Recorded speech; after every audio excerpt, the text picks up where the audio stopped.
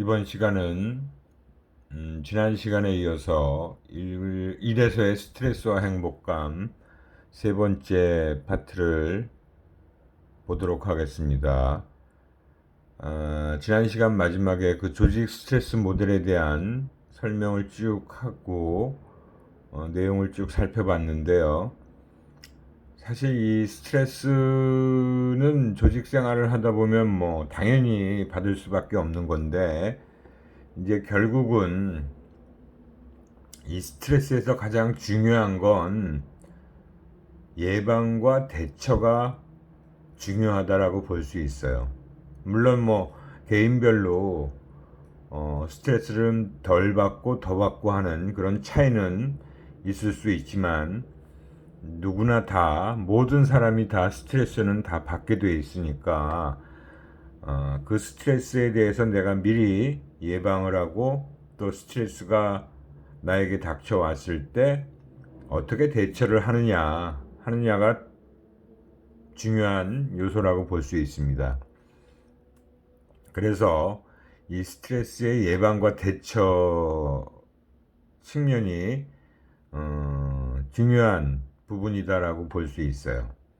우선 신체적 휴식이 바로 어떻게 보면 가장 기본적으로 우리가 스트레스에서 일단 어느 정도 대처할 수 있는 방법이다라고 보실 수 있는데, 뭐 스트레스에서 한 발 물러나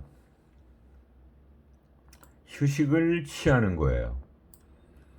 일단 휴식을 취한다는 것 자체가 긴장 상태에서 이완 상태로 내가 몸 상태를 좀 편하게 만들어 주고요. 그렇게 하기 위해서 일단 목욕이나 수면을 취하는 것이 좋더라 하는 것을 알 수 있습니다. 여러분들도 아마 뭐 신경 쓰거나 그래서 뭐 머리 아픈 일이 있으면 일단 뭐 샤워를 하고 잠을 한숨 자고 나면 좀 풀리는 듯한 기분이 들죠.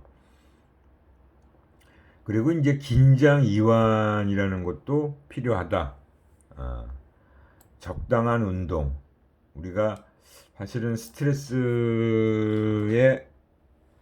예방을 하기 위해서도 그렇고 대처하기 위한 측면에서도 적당한 운동이 필요하다라고 볼 수 있어요.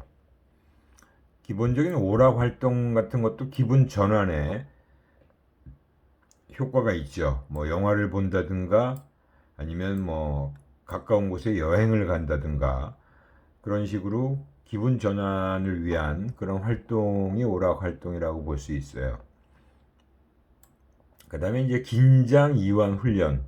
이건 어떻게 보면 조금 뭐 전문가의 도움을 받거나 아니면 뭐 그런 코칭을 받아서 이제 스스로 긴장 이완을 하는 훈련을 좀 할 필요도 있다라고 볼 수 있고요.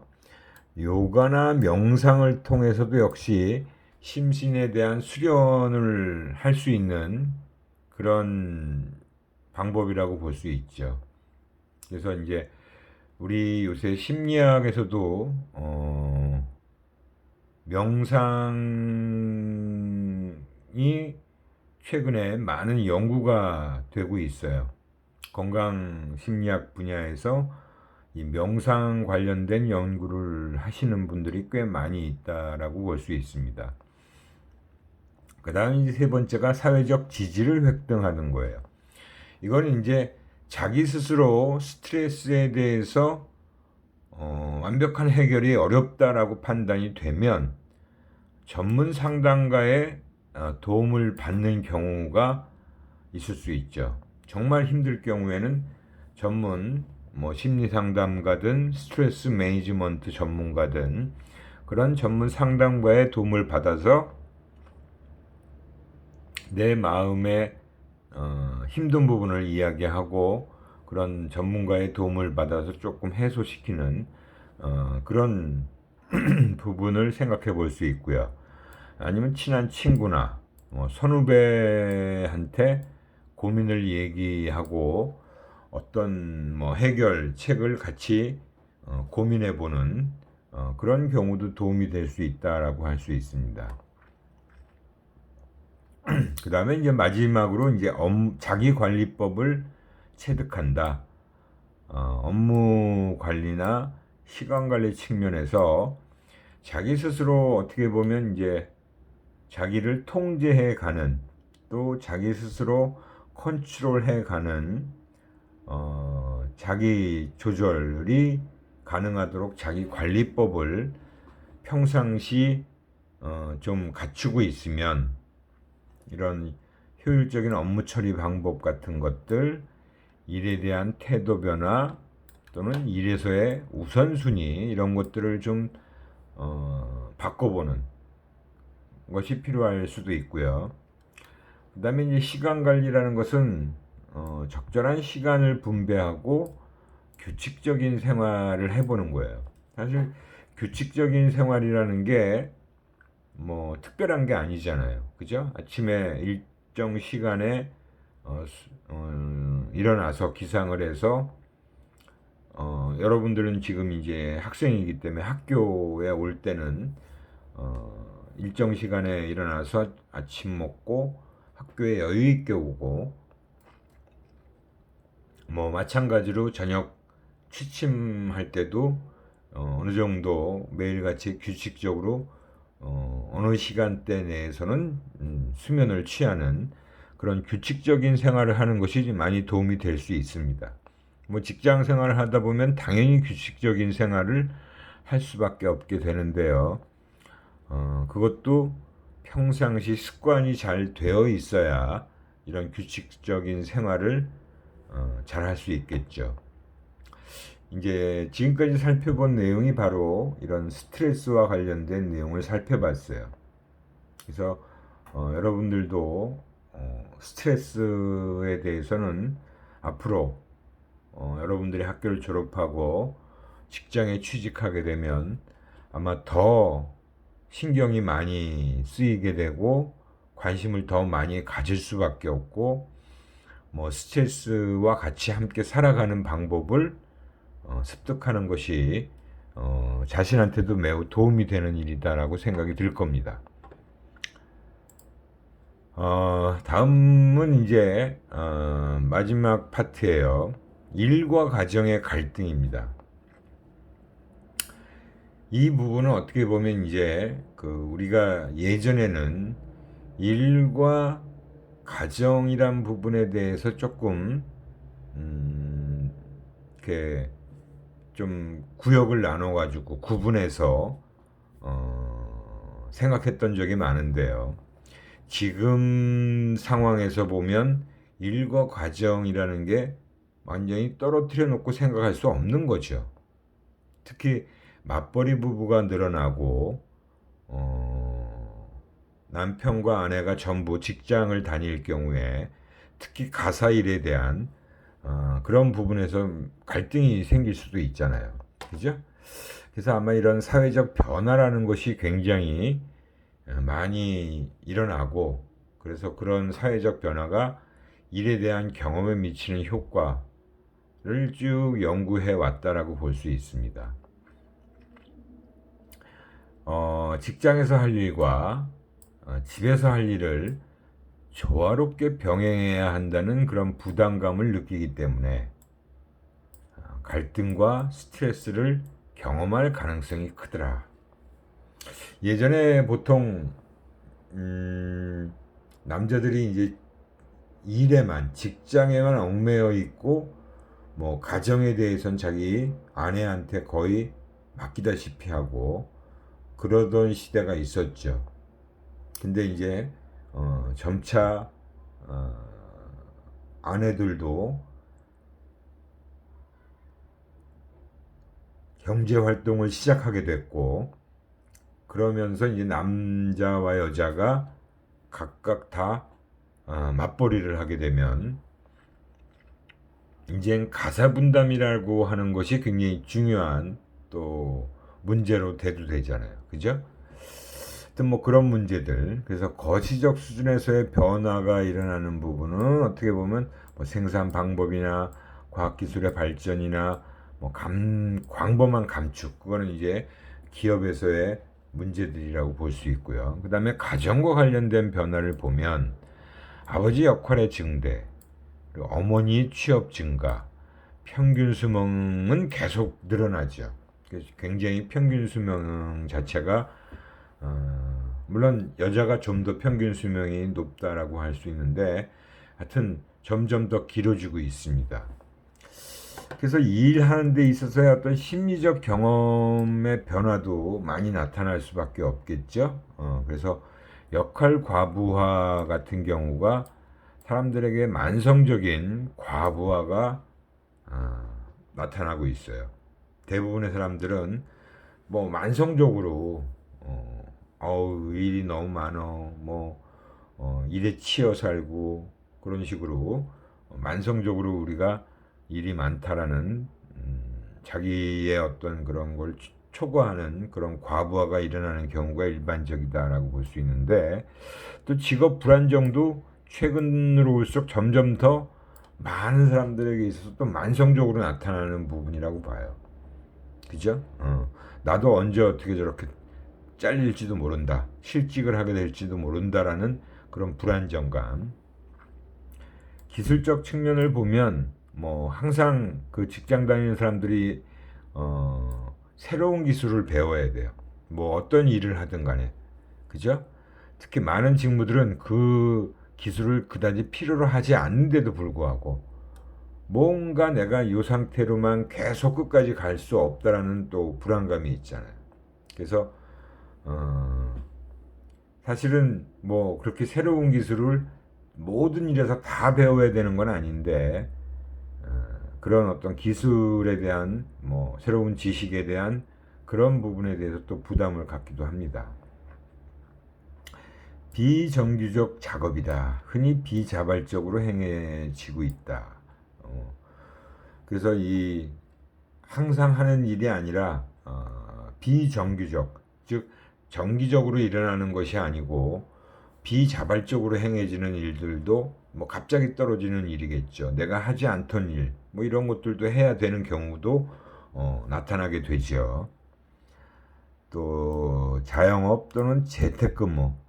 요즘 같은 경우는 뭐 오히려 재택근무가 코로나19 상황에서는 굉장히 더 빈번하게 일어나고 있잖아요. 그래서 이제는 재택근무라는 것도 예전에 그런 재택근무하고는 좀 다른 개념이 됐죠. 그래서 특히 출근하지 않는 자영업 종사자가 늘어나고 있더라 하는 경우는, 이제 뭐 자영업을 하는 사람들은 직장에 이렇게 규칙적으로 출근하는 그런 것보다는 집에서 일을 본다든가 아니면 뭐 자기가 필요할 때만 나가서 일을 보니까 자영업 종사자가 또 증가하고 있는 부분도 변화의 한 줄기를 차지하고 있다라고 보시면 됩니다. 뭐 금전적 걱정은 대부분의 사람들한테서 되게 증가하고 있고요. 뭐 소득 수준은 계속 높아지지만 또 그렇지 않은 그 양극화 현상이 일어나고 있죠. 빈익빈 부익부 현상이 일어나기 때문에 뭐 대다수의 많은 일반인들은 금전적인 걱정을 하면서 살아가는 게 일반적이다라고 보시면 됩니다. 일과 가정의 어떤 그 부분에서 갈등이 나타나는 분야를 보면, 일이 가정에 미치는 효과, 즉 직장에서 하고 있는 일이 가정에 영향을 미치는 경우죠. 그래서 뭐 직무 스트레스, 일하면서 받는 스트레스, 그다음에 또 작업 일정 때문에 막 야근을 하고 밤샘을 하고, 예전엔 그런 일이 굉장히 비일비재하게 있었는데 요즘은 그렇게까지 많아 보이진 않아요. 그게 이제 가정생활 만족에 영향을 미치는 거죠, 사실은. 그 다음에 가정이 일에 미치는 효과도 또 중요하다라고 볼 수 있어요. 특히 가정생활, 내가 집에 돌아왔을 때 가족들하고 얼마나 원만하게 화목하게 지내느냐 하는 부분이죠.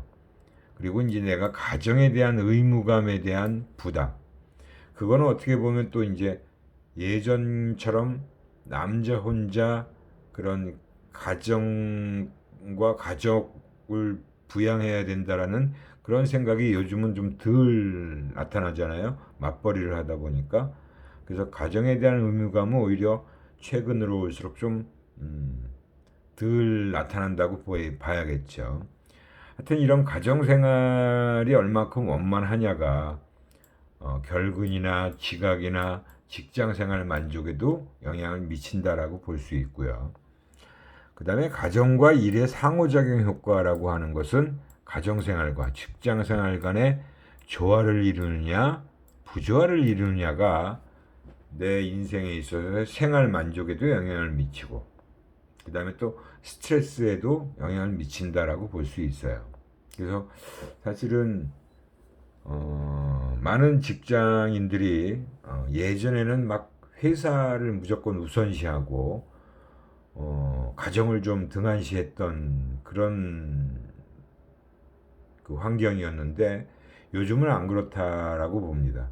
요즘은 오히려 가정이 더 중요하다라고 생각하는 사람이 많이 늘어나고 있어요. 물론 그렇다고 해서 직장을 등한시한다라는 얘기는 아닙니다. 하지만 직장일도 열심히 하고 가정의 어떤 가정생활 부분도 열심히 하는 그런 사람들이 더 많이 증가하고 있어요. 그래서 그런 사람들이 오히려 생활 만족을 느끼고 스트레스는 덜 받겠죠. 그래서 이렇게 일과 가정의 갈등 분야에 대한 연구들도 예전에 많이 이루어져 왔다라고 볼 수 있어요.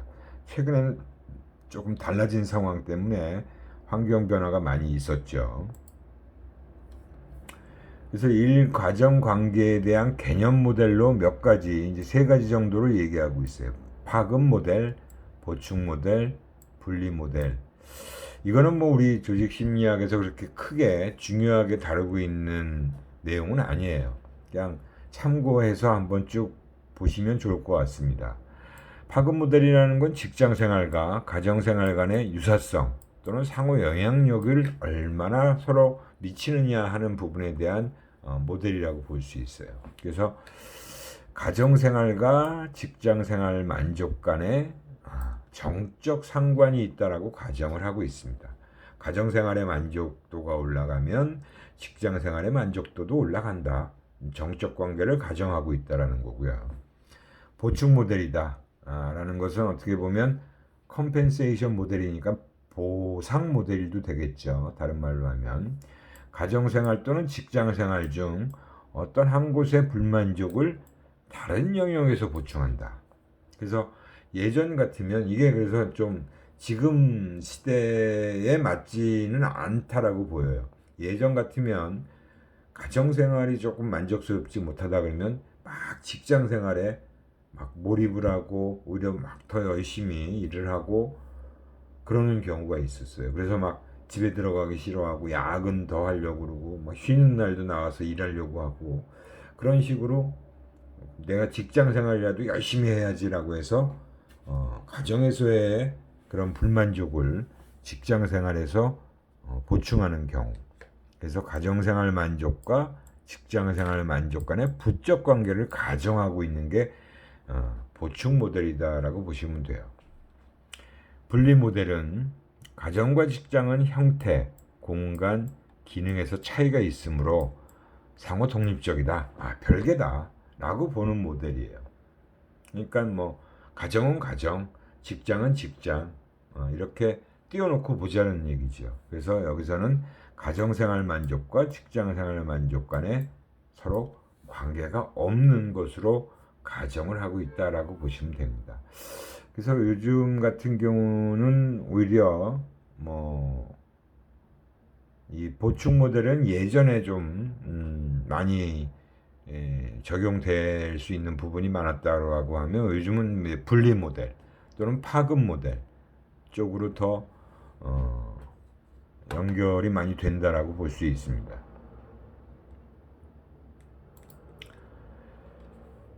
그 다음에 이제 일과 가정의 연결 과정을 보면 뭐 정서적 전이 과정이라고 해서 한 영역에서의 기분은 다른 영역에서의 기분으로 전이된다. 이거는 뭐 어떻게 보면 뭐 집에서 가정에서 화목하고 즐거운 그런 기분으로 출근을 하면 역시 직장에서 하루 시작은 기분 좋게 출발하는 거죠. 근데 이제 집에서 뭐 다투고 나왔다 그러면 기분이 안 좋잖아요. 그럼 역시 직장에 출근했을 때도 얼굴부터가 이제 어둡고, 그죠? 기분도 꿀꿀하고 일도 잘 안 되고 그렇게 기분이 전이되는 경우를 얘기하는 거죠. 그래서 한 영역에서의 기분이 다른 영역에서의 기분으로 전이된다. 그 반대도 마찬가지예요. 직장에서 막 일을 잘못해서 상사한테 꾸중을 듣거나 그러면 또 집에 들어가서 오히려 화풀이를 하고 기분 나쁜 상태로 그대로 연결이 되는 거죠. 그 다음에 역할 갈등 과정이다. 뭐 제한된 신체적, 정신적, 정서적 자원들을 일과 가정에 배분하는 과정에서 역할 갈등을 경험한다. 이것도 어차피 우리가 한정된 자원들을 갖고 있잖아요. 뭐 그게 신체적이든 정신적인 자원이든 정서적인 자원이든. 그래서 일과 가정에 배분할 때 역할 갈등이라는 것을 경험하게 되는 경우가 많죠. 그죠? 내가 회사에서 어떤 중요한 뭐 과장의 역할을 하고 있으니까 내가 오히려 그런 정신적이거나 뭐 이런 그 책임감이나 이런 것들은 더 회사 쪽에 내가 더 많이 쏟아야 되는 자원이라고 볼 수 있고, 뭐 그러면서 이제 가정에는 조금 덜 배분을 하게 되는 경우도 있죠. 예전에 옛날 일이긴 한데 뭐 지금도 그러는지 모르겠습니다. 삼성그룹 같은 경우에는 삼성그룹에서 임원이 된다라고 하는 것은 그 임원이 됐을 때 아마 임원 교육에 가면 뭐 가장 먼저 하는 얘기가 그런 얘기였어요. 회사 일 외에는 모든 걸 다 버려라. 가정도 잊어버리고 뭐 친구도 잊어버리고 사생활은 전부 잊어버려라라고 얘기를 한대요. 지금은 아마 그렇지 않을 거예요. 지금은 오히려 임원이 되면 뭐 가정에 있는 부인들도 같이 초대해서 저녁 식사도 하고 삼성그룹이 그렇게 많이 변했죠. 근데 아무튼 자원이라는 것도 배분을 할 때 역할 갈등을 경험할 수밖에 없겠죠. 그 다음에 이제 사회와 가정이라는 것은 뭐 한 영역에서 적응하고 효과적으로 기능하기 위해 배운 기술과 가치들이 다른 영역에도 적용된다. 뭐 가정에서 내가 배우고 뭐 배운 기술들, 그 다음에 뭐 가치관 이런 것들이 역시 직장 다니면서도 당연히 적용될 수밖에 없겠죠. 그런 것들이 이제 사회화 과정이라고 보는 거고요. 그 다음에 역기능적 과정은 오히려 가정에서 내가 어떤 뭐 것들을 배웠는지, 그 다음에 가정교육을 어떻게 받았는지가 직장 생활하는 데서 오히려 방해에 작용을 하는 오히려 역기능적인 그런 직장 생활에 적응하는 데는 또 방해가 되는 경우도 생길 수 있죠. 그런 경우도 충분히 생각해 볼 수 있기 때문에 그걸 역기능적 과정이다라고 보시면 됩니다. 그래서 너무 예전에 뭐 집안에 그런 뭐 완고하고 집안 분위기가 굉장히 유교 사상에 이제 할아버지 할머니가 있고 막 유교 사상에 젖어 있는 집안 분위기에서는 뭐 특히 여자들 같은 경우는 뭐 함부로 술을 따르지 마라. 뭐 그런 얘기를 막 그런 것들을 막 배워왔단 말이에요. 근데 직장에 딱 갔는데 상사가 술 따르라고 그러는 거예요. 자기는 그렇게 배우지 않았는데 집안 어른들한테 막 그러면 또 그게 혼란을 주겠죠. 뭐 이건 이제 예로 든 건데 요즘은 이제 그런 사례가 별로 없겠지만 아무튼 그렇게 역기능적인 과정으로 작용하는 경우도 있다라는 것을 어느 정도 알고 계시면 될 것 같아요. 그래서 일 가정 관련된 연구 사례들을 좀 몇 가지 이렇게 쭉 적어 놓은 건데 이것도 뭐 이렇게 중요한 내용은 아니라고 보시면 됩니다. 그래서 쭉 참고 삼아서 한번 쭉 보시면 될 것 같아요. 정서적 지원의 효과라는 것은 가족들의 정서적 지원이 높을수록 일을 방해하는 경우가 더 적더라. 그러니까 정서적 지원이 높으면 당연히 일이 더 잘 된다는 얘기겠죠. 그리고 일 과정 갈등이 직무나 생활 만족에 미치는 효과는 이것도 아마 좀 예전에 오래된 연구 결과일 수 있는데 일 과정 갈등과 직무 만족 간의 상관이 남성보다 여성에서 더 높게 나타나더라. 또 일 과정 갈등과 생활 만족 간의 상관이 남성보다 여성에서 더 높게 나타나더라. 그러니까 이런 역상관인데 다 그 여성 쪽에서 더 높은 역상관을 더 보이고 있어요. 그러니까 어떻게 보면 남성들보다는 여성들에게서 조금 더 그런 갈등이라는 부분, 그죠? 특히 맞벌이 부부라고 할 경우에 여자들이 직장 생활하는 거에 더 사실은 힘든 부분이 많잖아요. 그러다 보니까 이런 결과들이 나왔다라고 보면 되고요. 그래서 이제 90년대 초반에 일 가정 간의 관계에 대한 모델을 하워드라는 학자가 이렇게 정리를 했다라고 보시면 됩니다. 개인 특성 차원, 거기에 이제 일을 선호하는 사람과 가정 선호하는 사람이 있겠죠. 그래서 일을 선호하는 사람도 역시 책임, 지원, 스트레스가 나타날 수 있고요. 가정을 선호하는 사람 경우에도 또 역시 책임, 지원, 스트레스가 작용하겠죠. 그래서 일을 선호하니까 일 관여에 대한 부분, 가정 선호하는 경우에 가정 관여에 대한 부분이, 근데 일 관여와 가정 관여는 서로 마이너스의 상관을 나타내요. 그죠? 일 관여가 높으면 가정 관여는 떨어질 수밖에 없죠.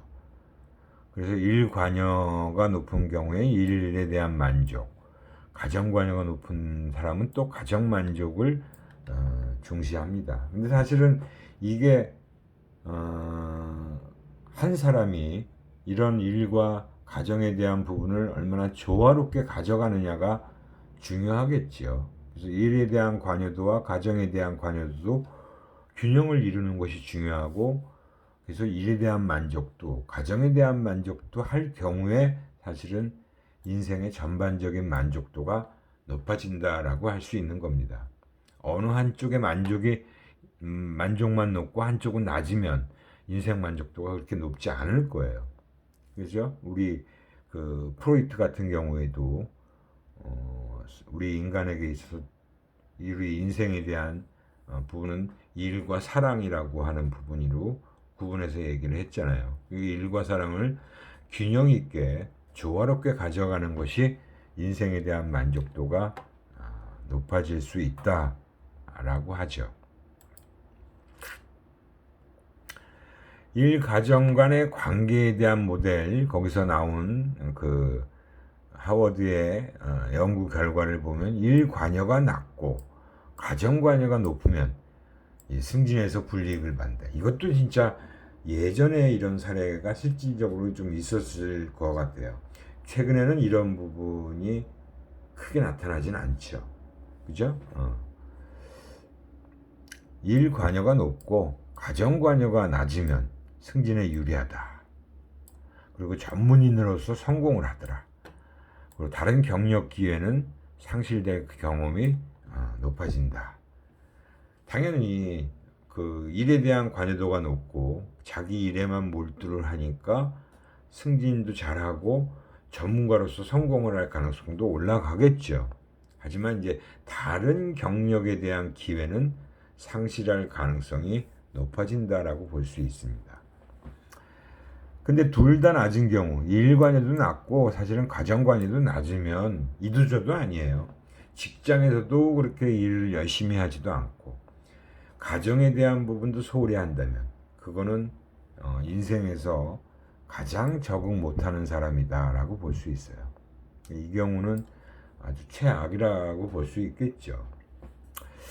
근데 전반적인 인생의 만족을 결정하는 데는 뭐 이런 특정 일관여와 가정관여의 특정 조합과는 크게 상관이 없는 걸로 나오고 있습니다. 인생의 만족도를 결정하는 데 있어서는. 그러니까 관여도만 가지고 그런 만족 결정에는 그렇게 크게 상관이 없다라고 볼 수 있어요.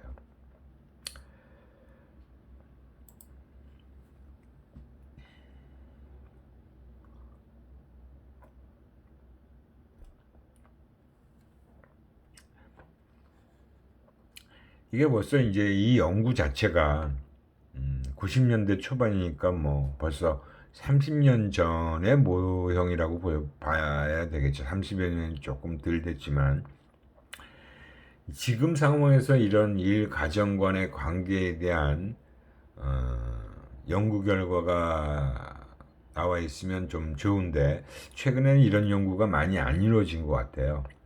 물론 있긴 있을 겁니다.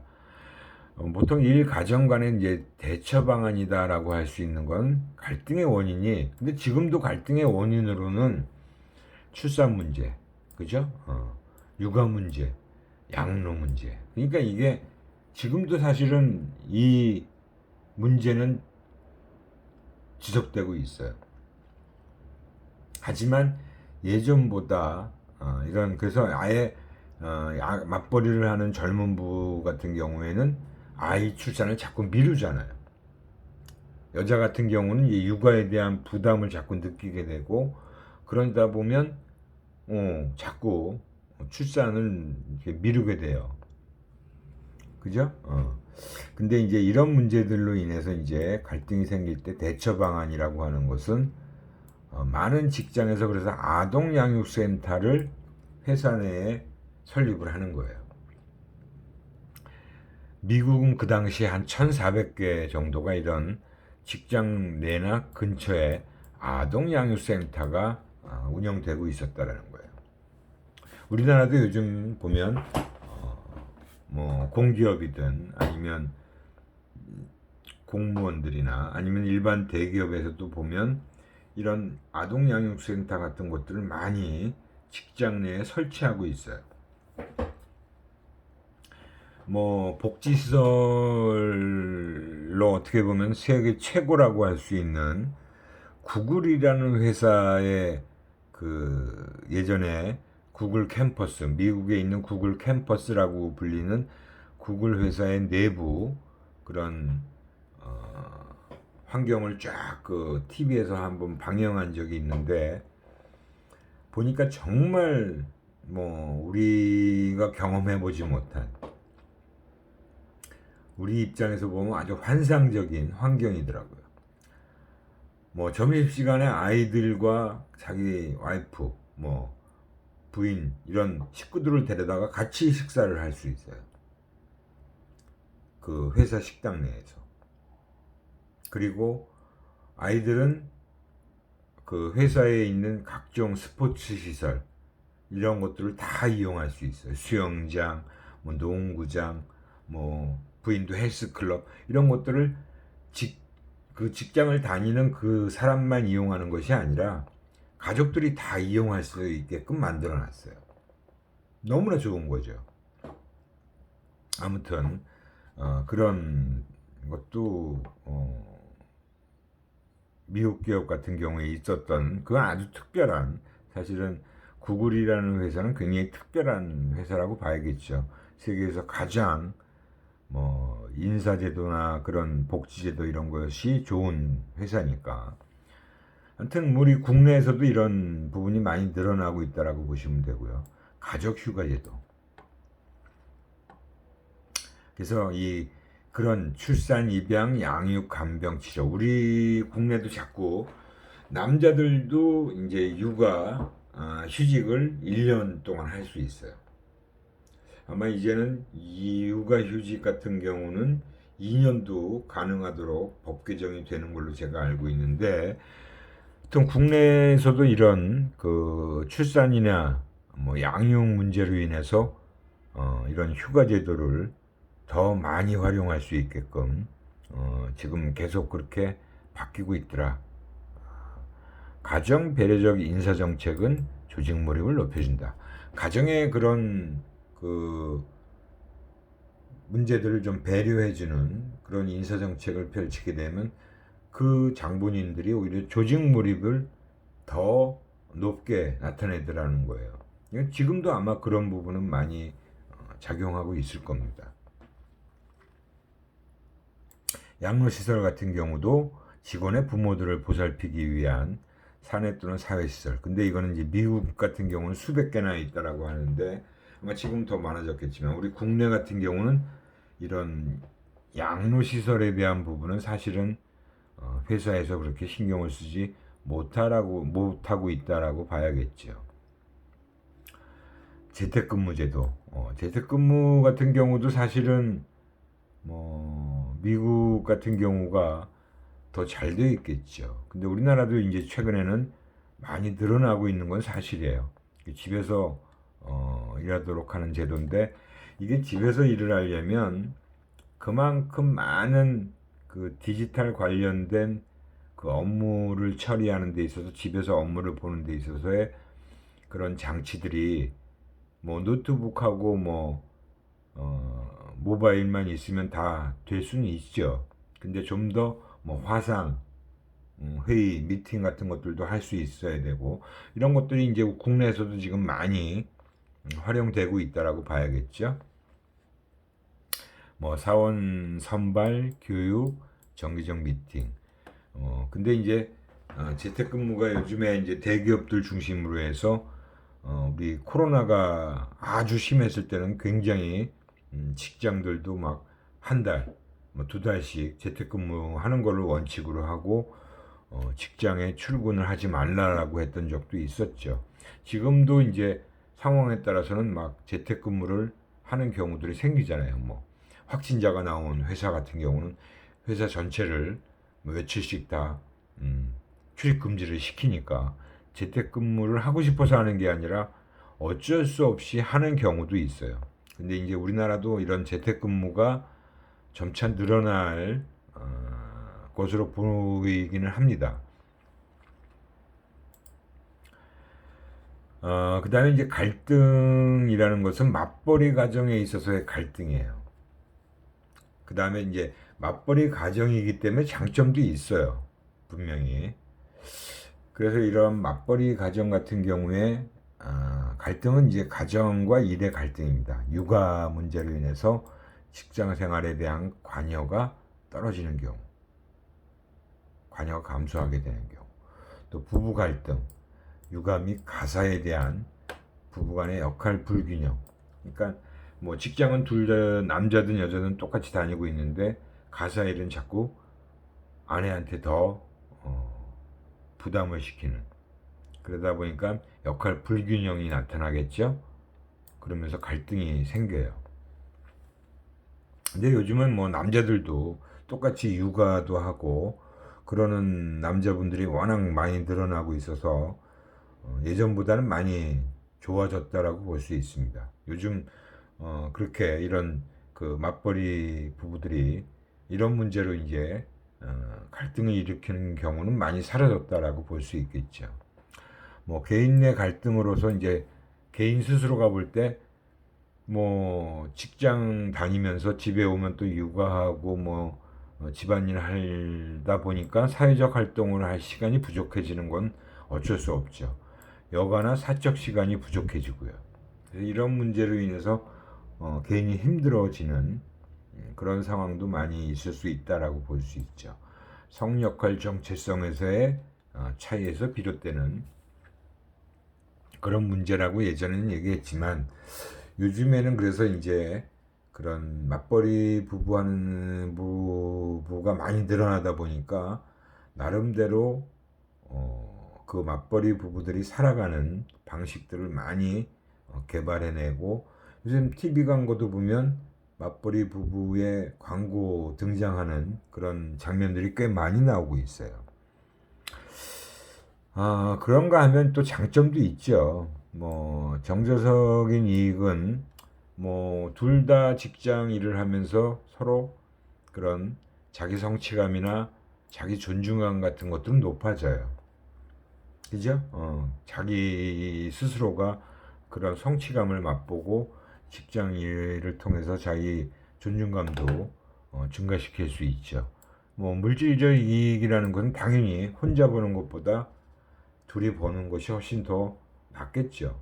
요즘에 오히려 진짜 혼자 보는 가정을 젊은 친구들을 보기가 어려울 정도로 맞벌이 부부가 굉장히 아주 많아졌고, 사실 여성들의 그 경제 사회화가 굉장히 활발해졌잖아요. 요즘에 모든 뭐 공무원 시험에서도 여성의 비율이 훨씬 높아요. 무슨 직업이든 간에 뭐 직장에서도 시험을 통해서 이렇게 입사하는 경우를 보면 여성들의 비율이 더 높습니다. 그러다 보니까 뭐 그런 맞벌이 부부의 비율도 훨씬 예전보다 많아졌고요. 그래서 요즘은 뭐 혼자 벌어서 살기 힘들다라고 얘기를 하잖아요. 그래서 둘이 벌어서 오히려 그런 물질적인 혜택은 더 커진다라고 볼 수 있겠죠.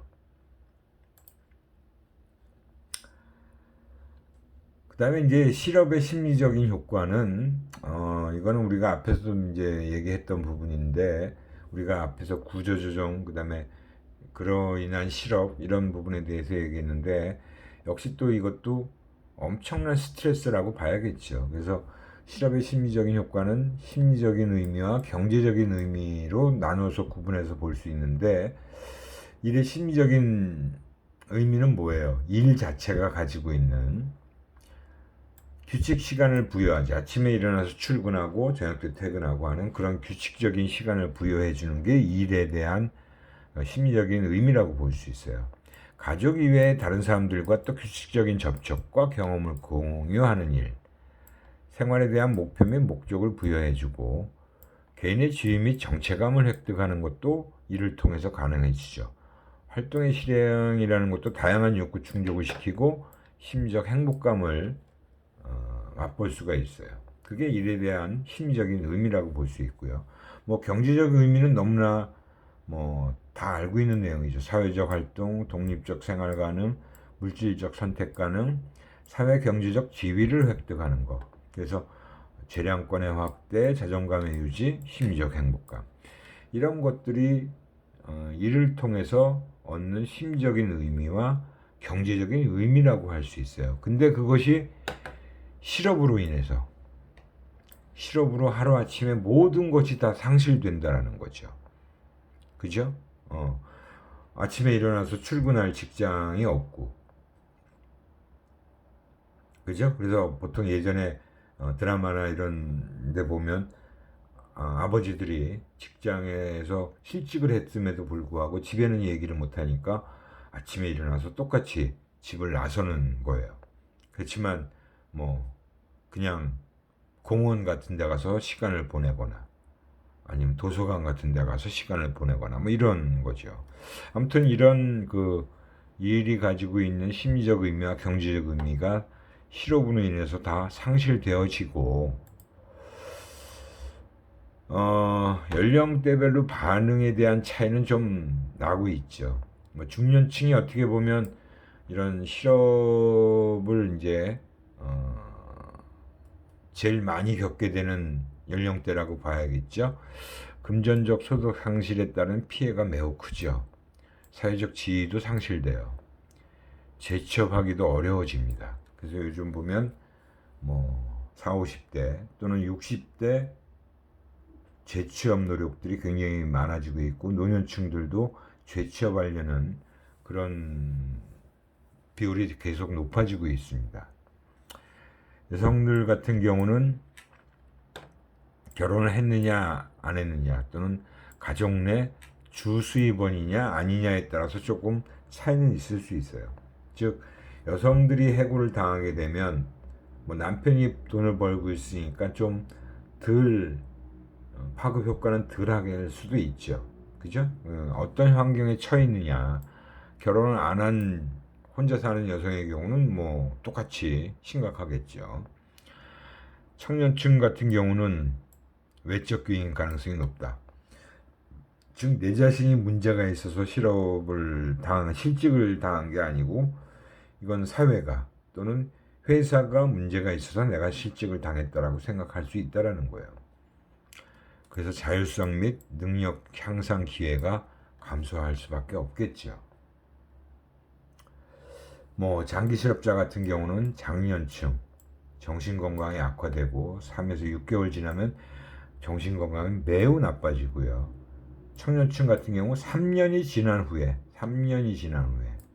정신 건강이 악화된다. 그만큼 청년층에서는 이런 실업으로 인해서 충격이 좀 덜하고 그 노력 정도가 더 강하게 나타날 수 있기 때문에 장년층보다는 훨씬